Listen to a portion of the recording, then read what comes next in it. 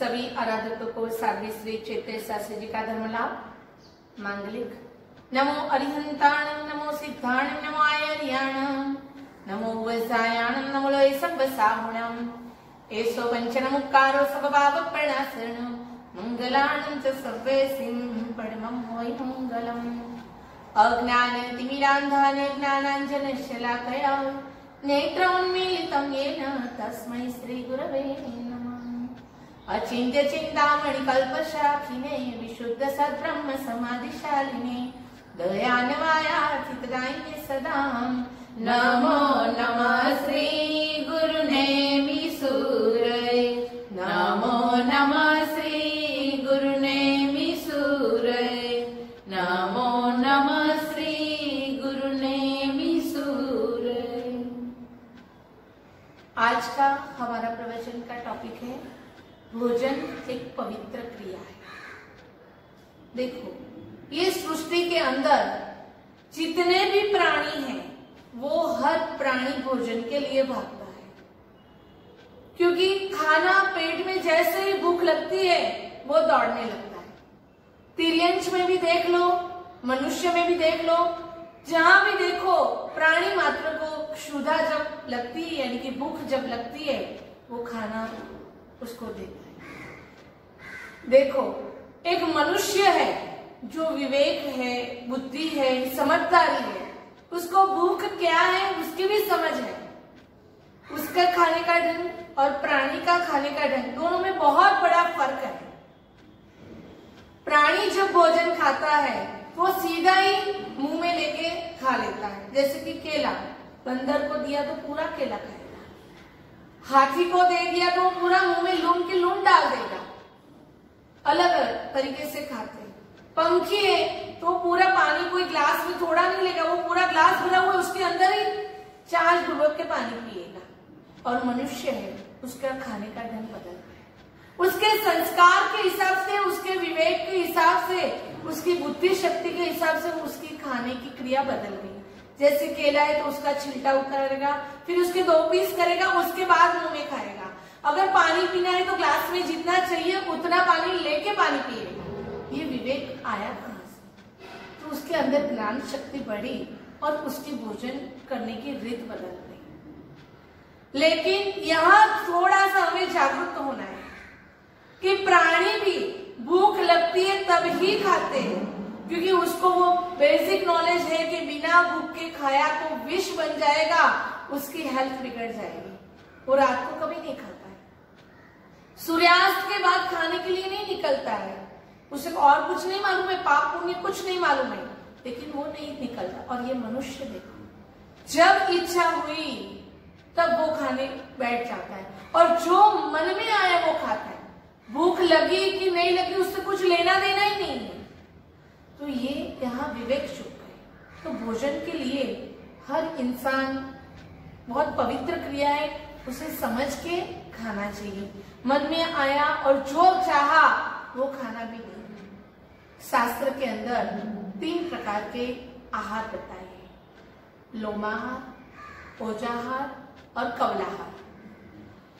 ये लोमाहार है वो कैसे होता है? तो बाहर से रोमटे के द्वारा जो प्राप्त होता है, जैसे किसी को बहुत ही प्यास लगी है और उसके ऊपर पानी डाल दिया तो उसके ये शरीर के छिद्रों के द्वारा उसके शरीर में वो पानी यानी ठंडक पहुंचती है, वो रोमाहार हो गया।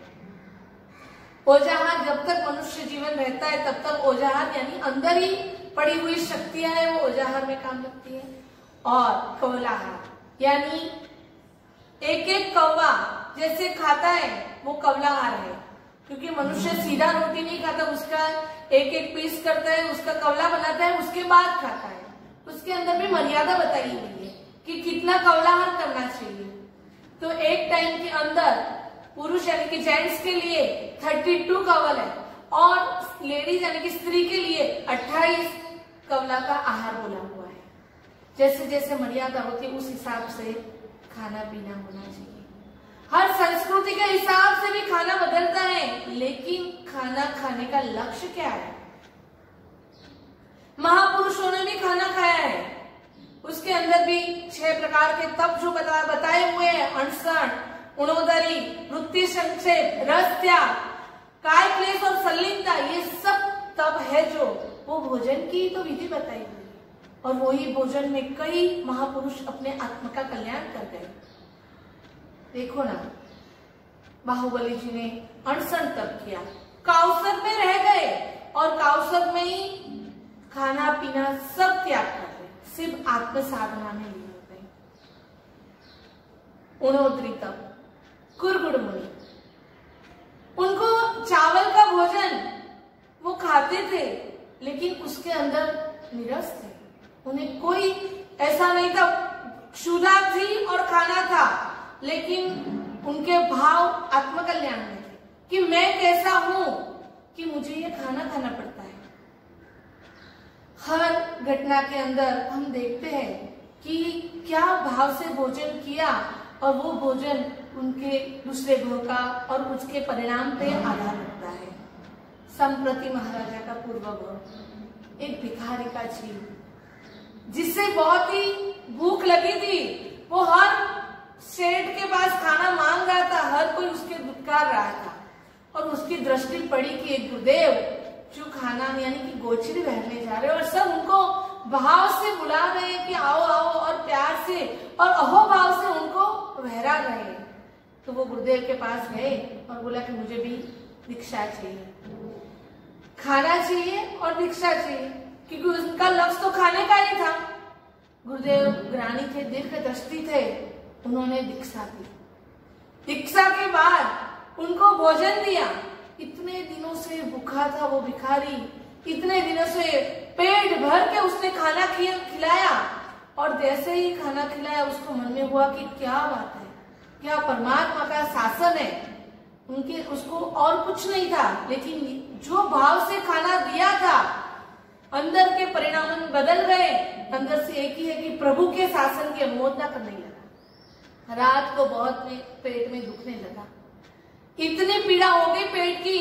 तब जो बड़े बड़े सेठ थे जो उसको धुतकार रहे थे, वो सभी आके उसके पैर दबा रहे थे, उसकी सेवा में लगे हुए थे। तब अंदर मन में यही सोचा कि क्या प्रभु का शासन है, सुबह जो मुझे धक्का दे रहे थे आज वही मुझे मेरे पैर दबा रहे हैं।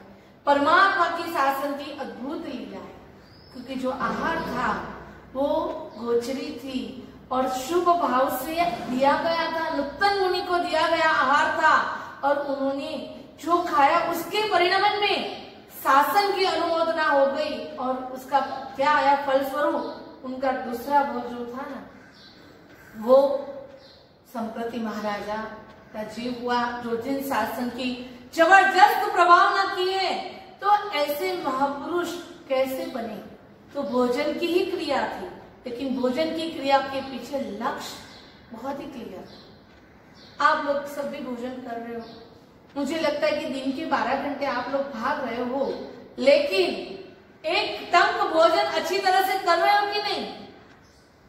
नहीं, भोजन तो ऐसे करते हो कि जैसे ध्यान ही नहीं है, दिमाग में 10 सोच चल रही है, 1000 काम पड़े हुए हैं और उस टाइम जो भोजन खाते हो उसमें कोई भी लक्ष्य नहीं है। इसीलिए वो भोजन आपको सात्विक गुण बढ़ाता नहीं है, आत्मिक गुण बढ़ाता नहीं है।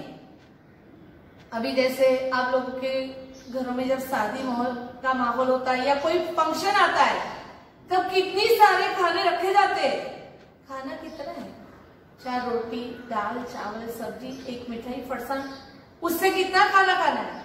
लेकिन पूरा काउंटर लगा देते हैं, 10-10, 20-20 तो काउंटर लगते हैं, उसके अंदर अलग अलग आइटम लगती है।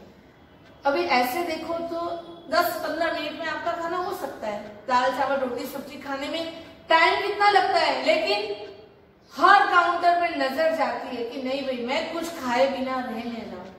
ये वृत्ति परमात्मा ने वृत्ति संक्षिप्त बताया हुआ है कि अपने मन को कंट्रोल में करो। पूरे वो जो ग्राउंड होगा उसमें हर काउंटर पे आप जाके वो डिश लेके घूमेंगे और जो जो चीज आपको लगे सब लेंगे। फिर खाना खाने के बाद उसको डाइजेस्ट करने की भी दवाई खानी पड़ती है। लक्ष्य शरीर के लिए नहीं है, लक्ष्य मन को संतुष्ट करने के लिए खाना खा रहे हो।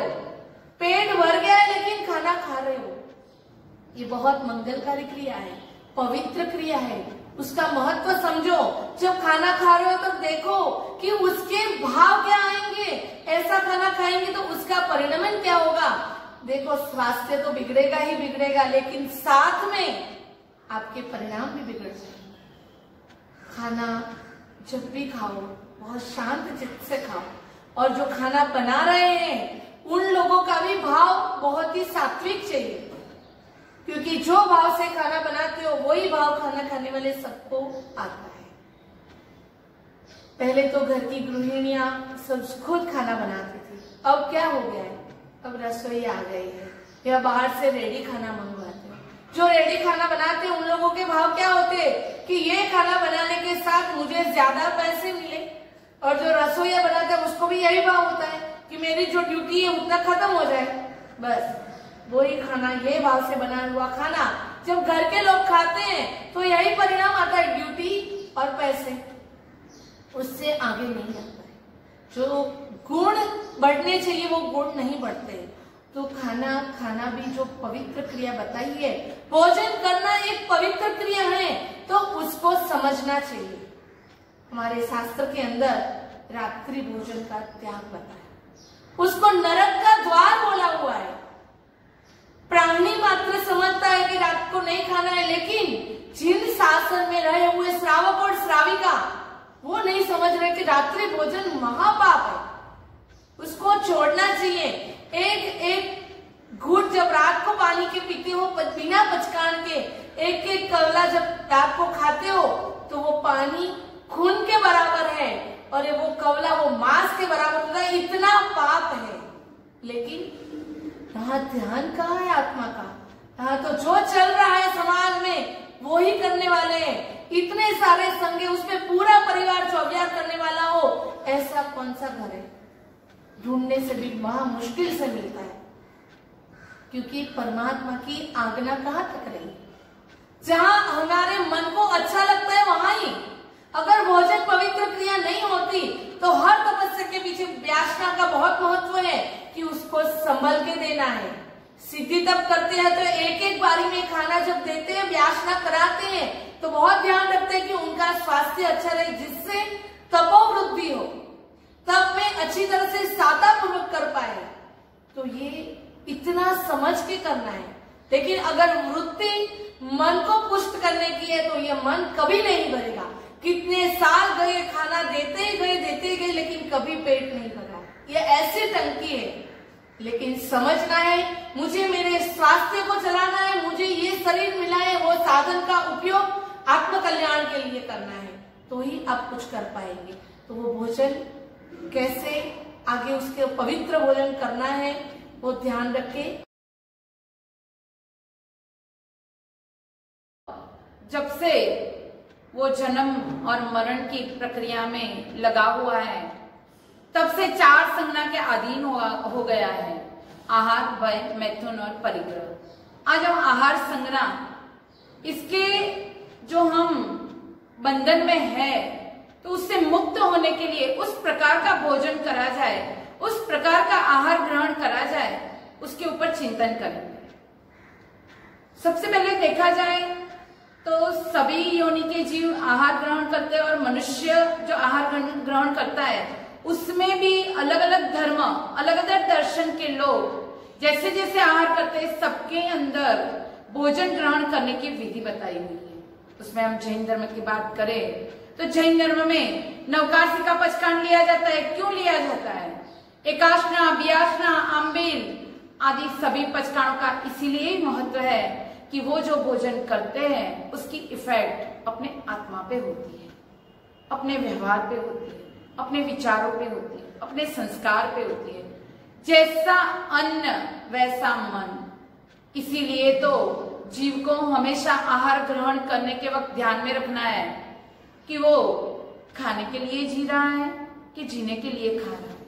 अब अपने आप को पूछो कि खाने के लिए जी रहे हो कि जीने के लिए खा रहे हो। अभी कई लोगों को एकाशना तब चल रहा होगा, कई लोगों को आम्बिल होगा। कितनी वैरायटी चाहिए आप लोगों को? कितनी वैरायटी? क्या पेट भरने के लिए ही खाना खाने बैठते हो कि जीव को संतुष्ट करने के लिए, मन को संतुष्ट करने के लिए आप बैठते हो? यह ध्यान में रखना बहुत ही जरूरी है। अभी हम मूल बात पे आए कि नवकार्षिका पचकांड बोला हुआ है, यानी मर्यादा में आ गए। क्या मर्यादा? कि जब तक सूर्योदय नहीं होता और 48 मिनट्स नहीं होती तब तक नवकार्षिका पचकांड ना आए, तब तक आहार और पानी ग्रहण नहीं करना है। शाम को जैसे चौहर का वक्त होता है उसके पहले पानी और आहार दोनों छोड़ देते हो, यानी काल की असर भोजन पे होती है। परमात्मा महावीर ने बताया है कि हे आत्मन, तू तेरे आत्मा का कल्याण करना चाहता है, हे जीव तू मोक्ष सुख का मालिक बनना चाहता है, तो आहार में विवेक बुद्धि ला। परमात्मा भी अभिग्रह आहार करते थे।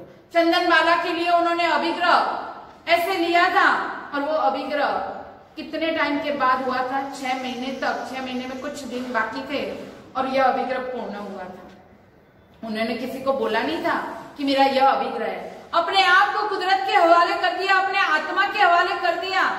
और कुदरत ने भी, यूनिवर्स ने भी कैसे संजोग बनाया कि राजकुमारी, और वो भी मुंडन करी हुई, वो भी जय वो सलिए के पीछे, और एक हाथ में हथकड़ियां बंधी हुई है, एक पैर उम्र के बाहर है और एक अंदर है, हाथ में बाकुड़ा लिए हुए खड़ी है और आंख के अंदर आंसू है। 3 दिन के उपवास करे हुई, सभी लक्षण एक ही व्यक्ति के अंदर कैसे पॉसिबल है? यह उनकी तपोवृत्ति, ये जो अभिग्रह था उसका बल था। तो भोजन करना है तो उसके पहले कुछ नियम होने चाहिए, जैसे नैसार के जीवन में था ऐसा नियम होना चाहिए। भोजन एक पवित्र क्रिया कैसे बन सकती है? जब मन में आया खा लिया, जब मन में आया मुंह में डाल दिया? नहीं। हमारे जैन धर्म के अंदर 1-1 घंटे के पचकांड भी दिए जाते हैं। यह पचकांड का महत्व इसीलिए है कि 1 घंटे तक मैं मुंह में पानी नहीं डालूंगा, मैं कोई भी प्रकार का आहार ग्रहण नहीं करूंगा। तो इसका मतलब है कि 1 घंटे तक आप बन जाते हो कि वहां वृत्ति को नहीं दौड़ाना है और वहां मन को लेके नहीं जाना है। इसीलिए अपने आप को स्वाध्याय के साथ जोड़ते हो और दूसरी प्रवृत्ति के साथ जोड़ते रहते हो। इस तरह पचकांड का महत्व है, भोजन के ऊपर आता है। दूसरा हम देखें तो किस टाइप का भोजन करना चाहिए। अभी हम देखें तो गाय है, भैंस है, बैल है, सभी जो शाकाहारी यानी कि घास पत्ते हरी तकरार या वो खा के जीवन बिताते हैं, वो मजदूरी करते हैं। पूरा दिन उनके जीवन में खेतों में चलने का रहता है, या तो दूध देने के लिए वो सभी प्राणियों का हम उपयोग करते हैं। और इसके अलावा देखें कि सिंह है, शेर, बाघ, चीता आदि वो कैसे मांसाहार करते हैं, तो उनके जीवन में प्रमाद ज्यादा होता है, वृत्तियों की लोलुपता होती है, लालची होते हैं, क्रोधी होते हैं, हिंसक भाव वाले होते हैं। तो इस तरह सात्विक भोजन का भी मतलब है कि आप आहार ग्रहण करो तो उसमें सात्विकता होनी चाहिए। दूसरा, अपने परमात्मा ने बताया है हर खाने की चीज में काल होता है। काल क्यों बताया हुआ है? कि वो चीज इतने काल में रहती है उसके बाद खराब हो जाती है, इसके लिए वो आहार करेगा तो तेरे विचार भी खराब होंगे और तेरी गति भी बिगड़ जाएगी। तो इसका मतलब हम लोगों को वो भी बताया है कि मांस, मदिरा आदि चीजें नहीं खानी है, मक्खन भी नहीं खाना है, मद भी नहीं खाना है और मांसाहार भी नहीं करना है। तो ये सारी चीजें नरक का द्वार बताई हुई है। क्यों? क्योंकि इसकी इफेक्ट सीधी अपने भावों के ऊपर होती है। हे आत्मन, अब तक नहीं जागा तो कब जागेगा? मनुष्य भाव मिल गया है, इसीलिए तेरे भोजन को सुधार ले, भोजन की सिस्टम बदल दे।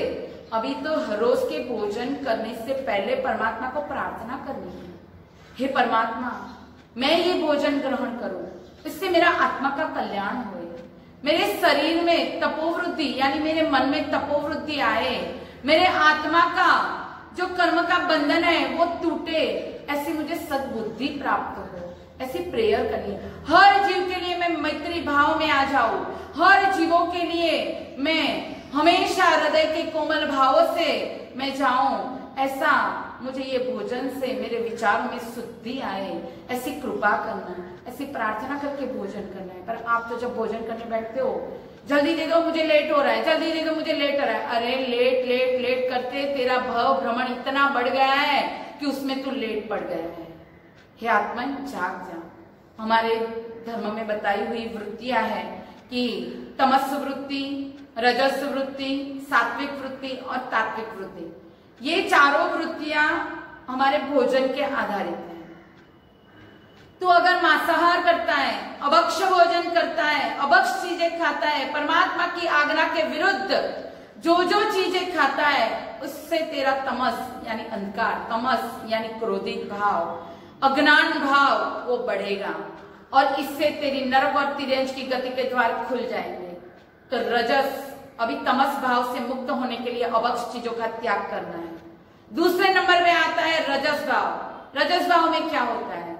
रजस भाव में ऐसा होता है कि हर चीज में खुद का स्वार्थ दिखता है जीव, तो वो भी बराबर नहीं है। और तीसरा आता है सात्विकता, यानी खुद का तो देखेगा पर दूसरों को भी थोड़ी बहुत तो चिंतन करेगा। उसको ऐसा लगेगा कि मैं जो परिवार में रह रहा हूं, मैं जो समाज में रह रहा हूं, उसका भी कल्याण होए। और लास्ट में आता है तात्विक, यानी हर जीव का आत्मा को नजर रखेगा। सिद्धावस्था के हर जीव सिद्ध पद को प्राप्त करे, ऐसा जीवन जिएगा। वो खुद को भी वो मार्ग पे लेके जाएगा और दूसरों को भी वो मार्ग पे आगे बढ़े, ऐसी प्रेरणा करेगा। तो मैं एक छोटा सा एग्जाम्पल लेती हूँ, इसके बाद यह प्रवचन को यहीं पे विराम देंगे। एक सेठ थे और उनकी उम्र हो गई थी, और उम्र होते ही उन्होंने सोचा कि अभी मेरे 4 लड़के हैं, तो सभी को मैं मेरी जो प्रॉपर्टी है उसका बंटवारा कर दूं। चारों को बुलाया, उसमें एक के बाद 21 सबको बुलाया। तो सबसे पहले एक लड़के को बुलाया, तो उसने बोला कि क्यों काम था पिताजी, आपने मुझे क्यों बुलाया? तो पिताजी ने बोला कि ऐसे मेरी उम्र हो गई है और मैं चाहता हूं कि आप चारों में बंटवारा कर दो। तो उसने तुरंत ही जवाब दे दिया, मुझे सब दे दो, मैं हैंडल कर लूंगा। कौन सा भाव आया? तमस भाव। सब मुझे दे दो, अपनी ही वृत्ति, किसी को देने की वृत्ति नहीं, हिंसक व्यवहार, मुझे दे दो सब कुछ, मैं बड़ा हूं, मुझे दे दो। उसके बाद आया दूसरा लड़का। दूसरे लड़के को पिताजी ने बुलाया, तो तुरंत ही बोला, क्या था पिताजी, क्या काम से मुझे बुलाया है? पिताजी ने बोला कि ऐसे ऐसे बंटवारा करना है और इसके लिए मैंने बुलाया। ठीक है पिताजी, मेरा मुझको दे दो, चलेगा। इसके अंदर भी देखो, खुद सेल्फ सेंटर तो रहा, पर दूसरों का हड़पने का भाव नहीं था। मेरा मुझको दे दो, यानी सेल्फ सेंटर, सेल्फिश। उसके बाद तीसरा बेटा आया। तीसरे बेटे को पिताजी ने पूछा कि अब आपको इसीलिए बुलाया गया है कि मैं बंटवारा करना चाहता हूं, तो आपका व्यू क्या है? तीसरे बेटे ने तुरंत ही बोला कि मुझे मेरे हिस्सा का दे दो, और फिर किसी भाई को चाहिए या उनको जरूरत पड़ी तो मैं देने के लिए तैयार हूं। खुद का तो मांगा, पर दूसरों की थोड़ी बहुत चिंता भी बताई। और जो तात्विक वृत्ति वाला जो बेटा था, वो चौथा बेटा आया और उसको पूछा कि बेटा आपको क्या चाहिए, बंटवारा कर रहा हूं। उसने बोला, पिताजी मुझे कुछ नहीं चाहिए, आपके आशीर्वाद दे दो जिससे मेरा कल्याण हो जाए। जब भी मुझे जरूरत होगी तो मेरे 3 भाई है, मुझे हमेशा संभाल लेंगे, मुझे कुछ नहीं चाहिए, मेरे नाम कुछ मत करना, क्योंकि आपके आशीर्वाद से मेरा कल्याण हो जाएगा। ये तात्विक वृत्ति है। उसको कुछ पड़ी ही नहीं थी, क्या पैसे और क्या दुनिया, खुद को बस परमात्मा के साथ जोड़ते रहता था और जो भी आर्थिक उपार्जन करना है उसके लिए मेहनत करता था और इसमें संतुष्ट रहता था। तो आप अपने आप को चेक करें कि आप तमस भाव में हो, रजस भाव में हो, सात्विक भाव में हो या तात्विक भाव में हो। जैसा आहार करते हैं वैसी वृत्ति अपनी डेवलप होती है। आज के प्रवचन से इतना जरूर कहूंगी कि भोजन जब करते हैं या भोजन जब बनाते हैं, नवकार मंत्र का स्मरण करके वो क्रिया चालू की जाए, जिससे इसके अणु परमाणु सभी के साथ फैले और विश्व मैत्री का भाव फैले।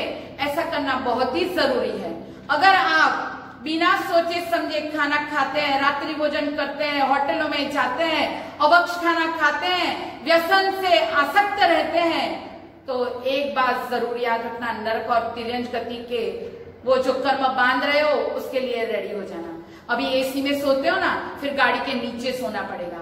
अभी आप सबको मार रहे हो, दौड़ दौड़ के सबके हिसाब किताब ले रहे हो, याद रखना परमाधामी को हिसाब किताब देने पड़ेंगे। इसीलिए नरक और तिर्यंच गति को आपको उससे निकलना है और मनुष्य गति प्राप्त करके सिद्ध अवस्था में पहुंचना है। तो इसके लिए भोजन को पवित्र क्रिया बनाना है। भोजन करते वक्त मन को शांत रखना है, खुश रखना है, क्रोध भाव से मुक्त रखना है, और ये जल्दी जल्दी घाय घाय का जो भाव है ना वो तो संपूर्ण निकाल देना है। और गुजराती में भी बहुत ही कहावत है कि क्वालिटी कैसी होनी चाहिए भोजन की। जैसे कि बोला गया है कि मग खाए तेना पग चाले, हर रोज मूंग का भोजन आवश्यक है। आयुर्वेद भी कहता है, नेचुरोपैथी भी कहता है कि मूंग जो है वो आत्मा के लिए गुणकारी है, शरीर के लिए गुणकारी है, जिससे आप कम कर्मबंध करते हो और सात्विकता को प्राप्त करते हो। ऐसे भोजन करें, ऐसा उबला हुआ पानी पिए जिससे परमात्मा की आज्ञा का भी पालन हो जाए और अपने आत्मा का भी कल्याण हो जाए। आत्मा के अंदर परमात्मा का दर्शन करना है तो भोजन को पवित्र क्रिया बनाना ही होगा।